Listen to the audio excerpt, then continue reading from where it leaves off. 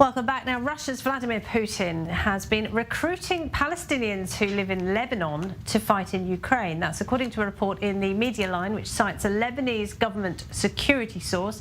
To talk more about that, we're joined in the studio by our Middle East correspondent, Ariel Assaran. So, Ariel, why is Russia recruiting Palestinians in Lebanon, and roughly how many people are we talking about here? Right, Laura. So, I mean, after turning to the Chechens and Syrian fighters, President Putin is looking for new ways to feed the Russian war machine. And we're talking, as you mentioned, about this report in the American media line.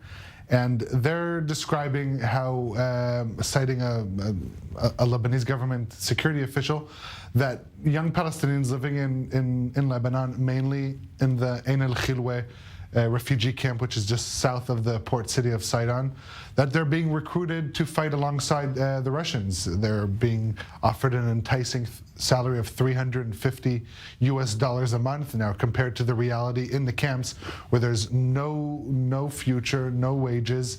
This is very considerable. They're not allowed to work in Lebanon.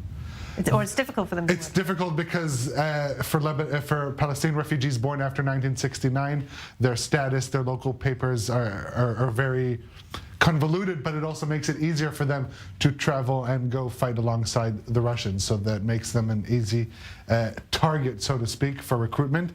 Now, the security source cited in the media line said that about 300 individuals have so far been recruited for this, with another 100 young Palestinians at the Ain al-Khilwe camp that are being prepared for deployment. The 300 have already finished their rapid training in Russia and are being deployed to the front lines right now. And interestingly enough, given this is Lebanon and we know of warming ties between Iran and Russia around the war in Ukraine, so we know that Hezbollah is also involved in the recruitment of these Palestinians, following the Syrians back in March that began being recruited. It seems that the Russians are looking for every way to feed their war machine with the munitions dwindling. And this is unlikely to help the already strained relations between Lebanon and the United States. Well, this isn't, officially through Lebanon, and it is important to remember that on the first day of the invasion, of Russia's invasion to Ukraine, the Lebanese embassy did